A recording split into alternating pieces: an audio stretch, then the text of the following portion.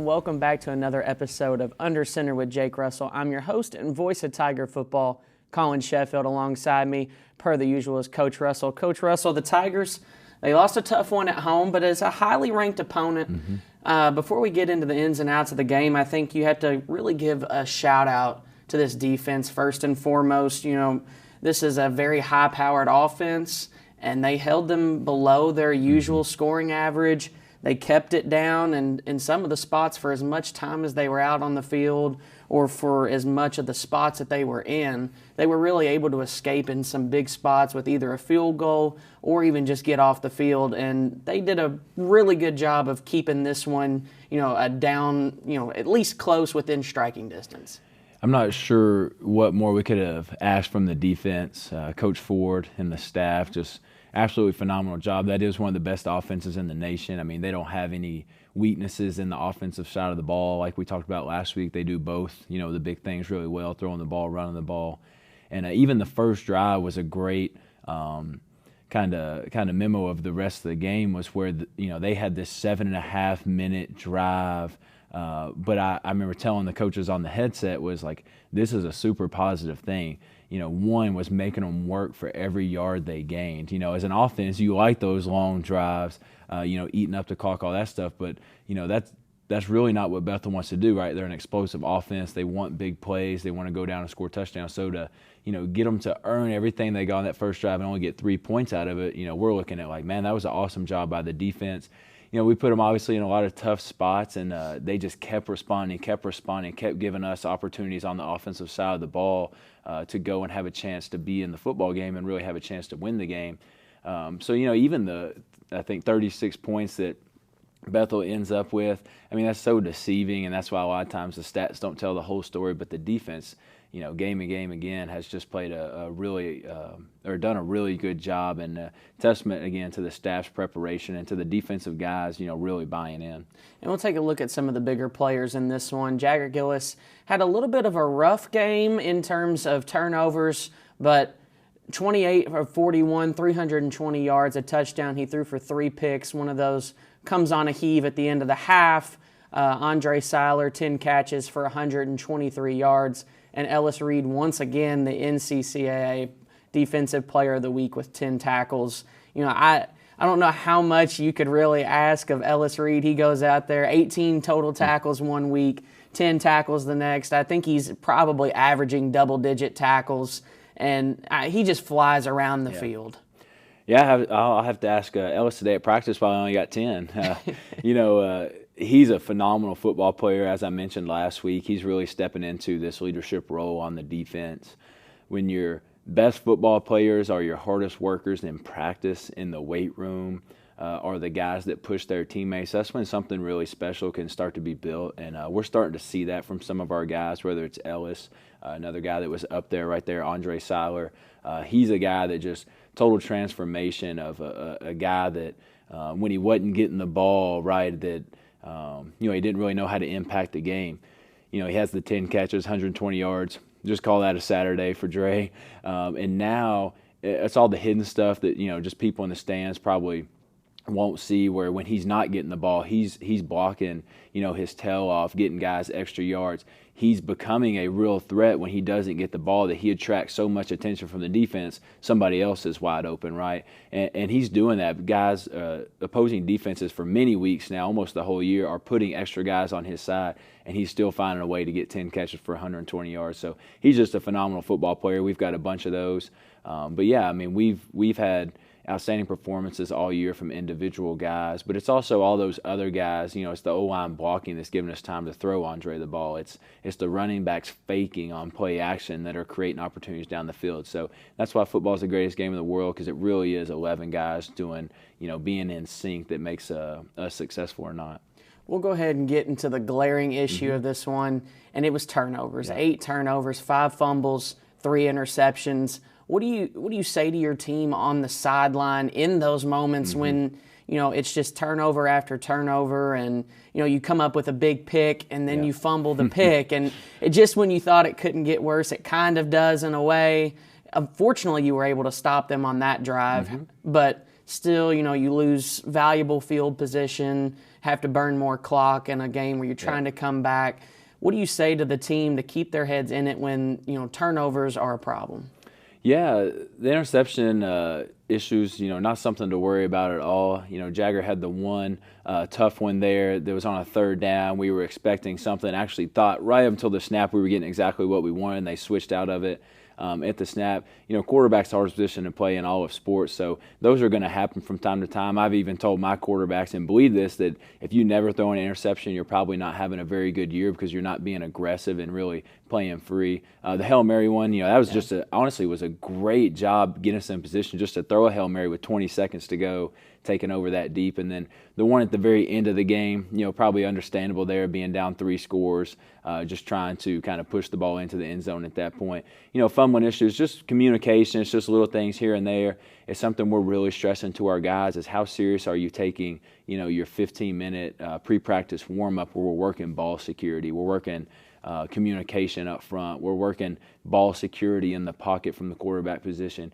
Myself, obviously, as the head coach and the guy running the offense and as well coaching the quarterbacks, I just have to do a lot better job of putting our team in position where we minimize those opportunities, right? Turnover is part of the games. Our defense is trying to force them. Their defenses are trying to force them. It's just obviously going to be really hard to beat anybody with that many. And it's just what we feel like we have to do this point on the offensive side of the ball is to stay aggressive and really kind of roll with our identity. But we've really got to kind of find that perfect balance of where we're being super efficient while also, doing what we do best, which is being explosive, getting a bunch of yards, being aggressive in the passing game, play action, all that stuff. Saturday is going to be the same thing. We're going to have to play a really clean game offensively. We're going to definitely have to limit the turnovers on our side of the football to have a chance to win the game. And our guys will respond. Nobody's ever meant to fumble the football or throw an interception. And more than anything, it's just a great learning experience, right? It's taking those clips, whether it be a running back, whether it be, O-line miscommunication, whether it be the quarterback, and it's teaching those guys how can we, eliminate this? How can we minimize the risk of the football being on the ground in the other team's hands? And then especially for myself, like I said, starts with me of saying, okay, can I get our offense out of this situation where maybe there's a high risk for a turnover? And that's a big part of it as well, is myself doing that, instilling the confidence in our guys that we can go play and score a bunch of points, have a bunch of yards while still, protecting the football. Well, we're going to step away, and when we come back, we'll sit down with wide receiver Spencer McCown here on Under Center with Jake Russell.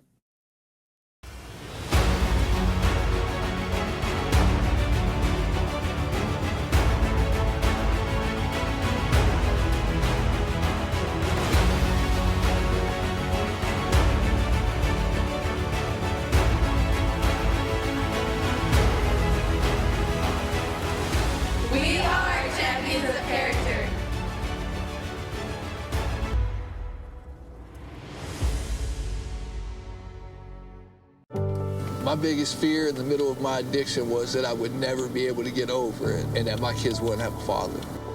I started thinking, you know what? This isn't my story. For the longest time, fear held me back from ultimately being who I wanted to. I had to become a better man to be a better father.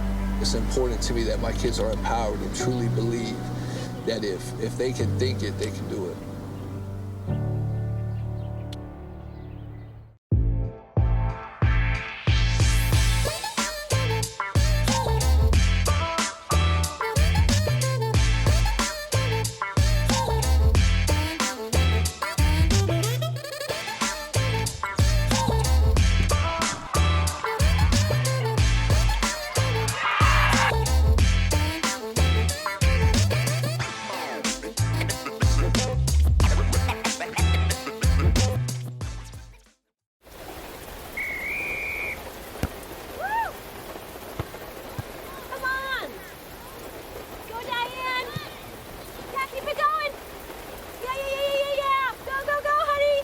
If you love them enough to drive an hour to cheer them on as they get beat 11-0 in the rain, then surely you'll check NHTSA.gov/the right seat to make sure they're correctly buckled in the back seat.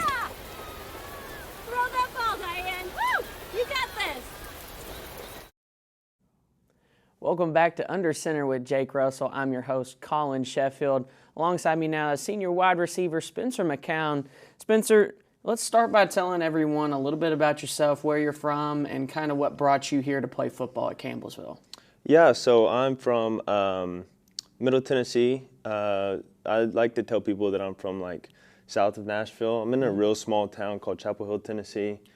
You know, some bigger cities around like Nashville, Franklin, Spring Hill, those bigger cities. So I kind of just tell people I'm from that area. But what kind of brought me here was one person who stood out in particular was Coach Atwood. You know, coming from a small school, you know, you don't get a lot of interest, but there was one guy who stood out, Coach Atwood, the whole time he was there. You know, always hitting me up and everything, always asking me how I was doing, how each game went. And so I finally got up here for a visit, and, you know, I instantly fell in love with this place. He made me feel like family from the start, and that was one thing that was important to me. So, and you know, seeing the crowd on game days, you know, that was awesome.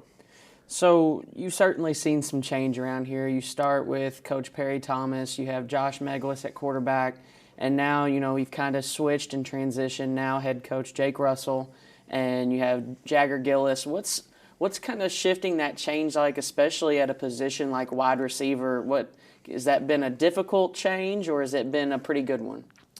You know, it's been pretty tough for the most part. You know, changing the head coaches and changing, you know, quarterbacks was a little bit easier to adapt to, but also having 5 or 6 receiver coaches in that, you know, throughout these last 4 years too has been the hardest part because, you know, you have one coach who comes in for a season and tells you one thing, and then come the spring, he's gone. You got a new guy who's already telling you something.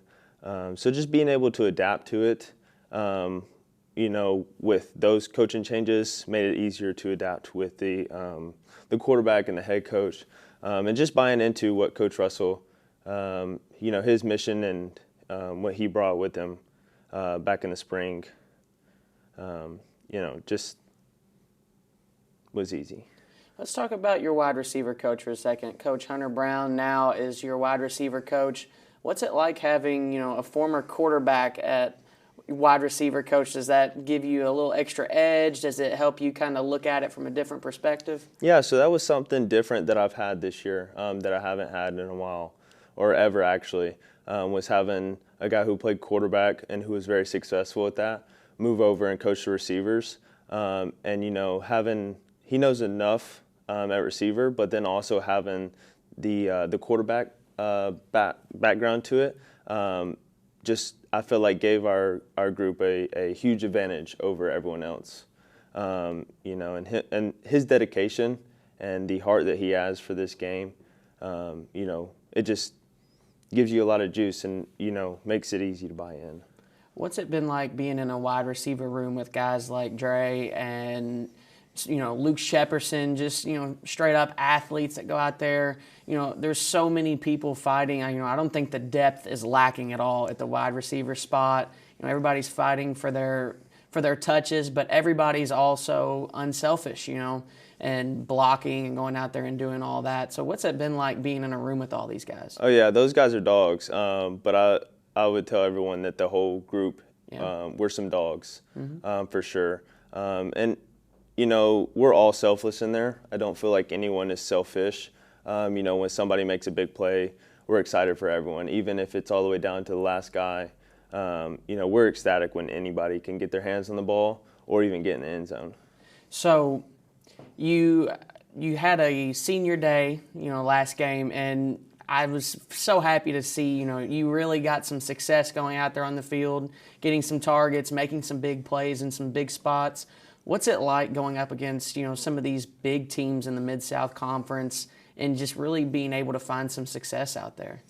Yeah, so, you know, we don't really look at anybody based on their rank or anything. It's just, you know, next opponent. And we find their weaknesses and we just attack them. And, I just waited and waited and waited and, just waited for Jagger to throw the ball, and wherever he threw it, if it was to me, I was, there to make the big play. So, you've been here through different spots, you've seen the struggles, and now you're starting to see some success. What's that change been like in the locker room, the atmosphere? How's that grown here?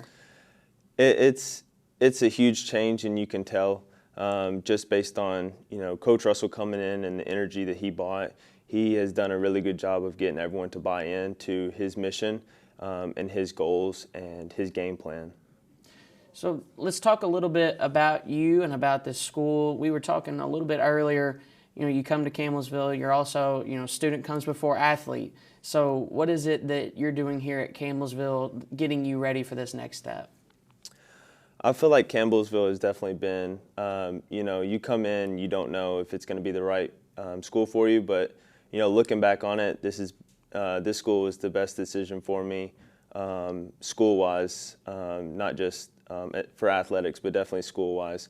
The professors have been really great in helping me in each step and each phase of getting through school, and even helping me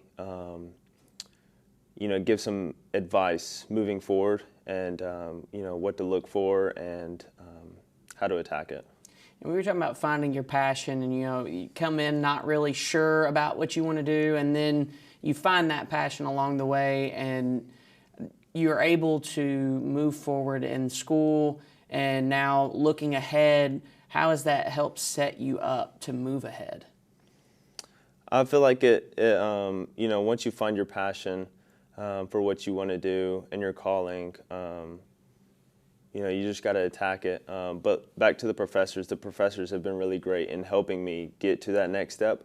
But then also my coaches as well, they were students at one point as well. So having them to lean on as well and kind of give some advice has been great. We were talking about joining maybe, another program, looking towards, the strength and conditioning side and all that. How, you have a guy in there like Coach Lane that's kind of doing that now. Do you maybe take some of what you're doing now, really paying extra attention to that kind of stuff, or having somebody to maybe help guide you forward in that? Oh, for sure.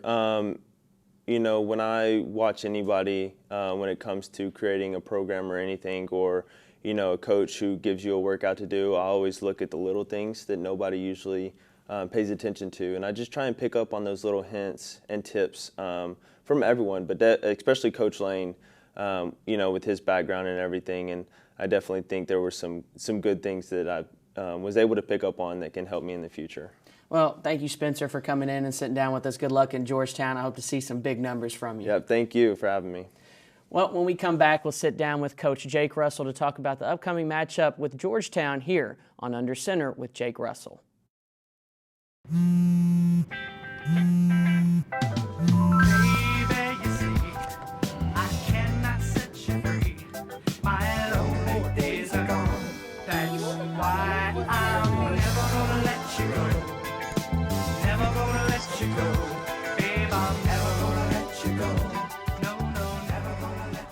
Here you go. Thank you. Thank you. Never gonna let you go. Never gonna let you go.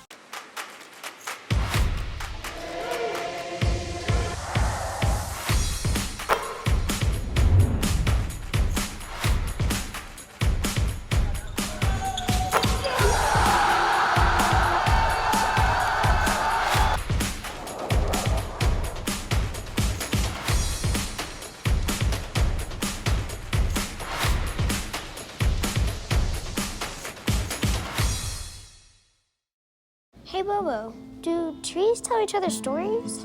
I'm sorry. I'm afraid I don't know that. Hey, why don't we go find out? Listen. Can birds draw pictures? I don't have an answer for that. Dad, do stars visit their friends? Look!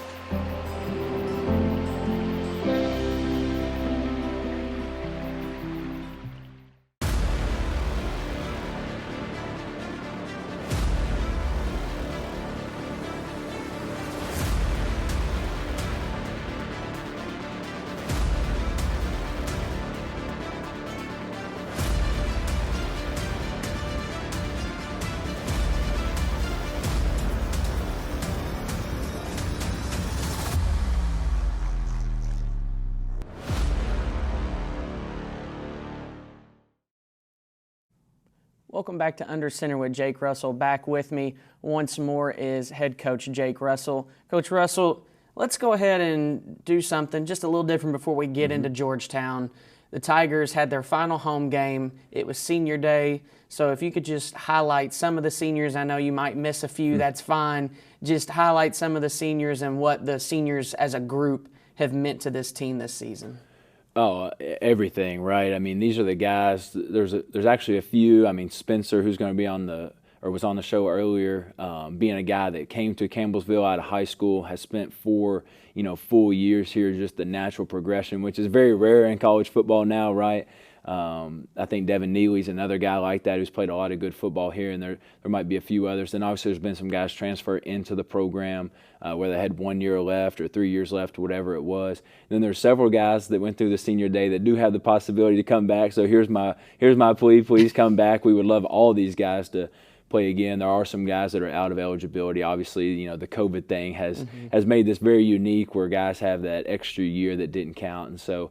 The class has been awesome. That veteran presence has just been huge. It was everything for me coming in and, just being new. Although Campbellsville University was not new to me, the team was new to me. I mean, I didn't have a relationship or know any of the guys on the team when I took over. And some of those guys, the veterans, especially the seniors, just kind of making that transition a little bit easier, them really buying into what we were trying to build here, even, in spring ball for the very quickness of that. And they just done a great job. I mean, there's obviously some really good football players in that senior class that got honored last Saturday. And, obviously some of them played really well on Saturday. It's been a tremendous season for them.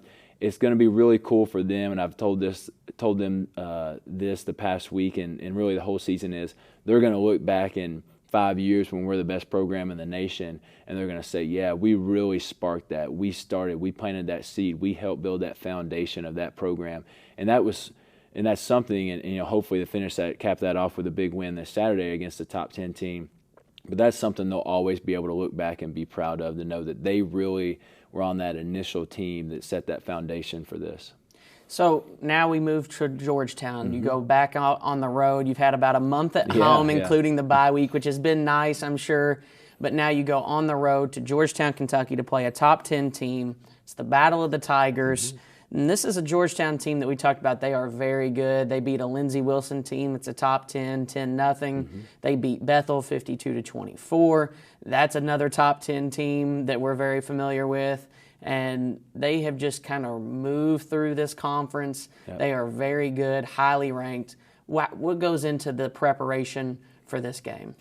Yeah, I mean, Georgetown College is something as someone who grew up about 40 minutes away from the college, it's a big deal. Football is there. I grew up in the era when they had won a couple national championships. I can remember going to games, and to me it was no different than going to a Kentucky game, right? Obviously a program that has the tradition and is now, back where they think they should be and where they want to be. Obviously, Coach Oliver, just super successful NAI football coach, one of the best, guys around to fill that role. And they have no weaknesses right now in their team. They're very good defensively. They're really good offensively, and their special teams is a game changer. They're coached very well. They're very disciplined. They obviously have a lot of really good football players. They recruit the state unbelievably well. And like I said, there's still that name recognition with Georgetown College football, which is a big deal. At the end of the day, there's going to be 11 guys on both sides. It's going to come down to the same things we talk about every week: taking care of the football, playing a clean game, being very efficient on special teams. And it's just a great opportunity for our team, right? We've been close in these games, even with the score this past Saturday. We were first in goal from the 9-yard line, and if we score there, it's a one possession game with a quarter to go. And it's just us trying to figure out a way to win one of these games against a really good team. And every opportunity you get is another chance. And, man, one thing I'm just very proud of our guys, how the discipline's grown. They've continued to work hard. Our guys will be juiced up about this. Obviously with the last game of the regular season, Georgetown obviously will project to be in the playoffs, of course. And so for them, it's even a little different. They won't overlook us or anything like that, but they are definitely preparing for a big playoff run, where for us, it's like, hey, this is the last game that this team will ever play together, right? It's just the uniqueness of college athletics, especially football, where, we got 11 seniors that are going on, so even next semester it'll be a different team. And our guys are excited about it, and our staff's excited about it. And for me, these are the games I love. Top 10 teams, conference rivalries. I know for a lot of the alumni that Georgetown is the biggest rival. A lot of us younger guys, throw myself in there with the younger guys, we think about Lindsey Wilson, right? It's the crosstown rivalry. Even when I played here, it was kind of the big deal, Battle Highway 55. But really, for the university and for a lot of the alumni and people that have been associated with the university for a long time, Georgetown Tigers, that is the big rivalry. And you'll definitely have some feeling of that on Saturday. So is there anything that you have to do and preach to your team, especially now that you've been at home for a month and then you go back out on the road, you kind of get comfortable with your home fans, your home bed, and of course, it's not a big long drive or anything, but is there anything that you have to do specifically to get them kind of back and geared up to go out on the road? I think for the players, no. I think once you get there and you get out on the field, everything's normal, right? It's football. I always enjoyed as a player. I still enjoy as a coach, seeing the other facilities, just kind of seeing the other environments. It kind of makes you very grateful of what we have at Campbellsville. Georgetown's one of these places that, has got all the resources and everything like that. And so our guys will be ready, like I said, once you get there and they start stepping on the field. I've actually never played a game as a player or a coach at Georgetown, so I'm excited just to see, everything they've got to offer. And I always just love that. It's like kind of being on a visit, even though then when the game starts, you want to go beat the opponent. Won't be much different, obviously, on the coaching side of it, and that's where I really lean on Coach Lewis. It's all the logistics of getting 80 people on 2 buses, getting them fed pregame, getting them fed postgame, making sure all the equipment's there, setting up the stuff on the sideline. That's the only differences, honestly, to be honest. But we've done a really good job this year with that stuff, and a big part of that is Coach Lewis, the managers, all the people that make everything happen so that our staff and players can focus on the football side of it. But I love going on the road and going into a top 10 teams, kind of home and seeing if we can, pull an upset. Obviously, we and the players don't think it's an upset, but it is on paper, right? It's a top 10 team, a team that's got a really good chance to make a deep playoff run. Of course, I hope the trend continues. We've had better teams at home, but actually a much better record out on the road. So hopefully that trend carries in to Georgetown. So final regular season game, what does this mean for the season and for the program moving forward?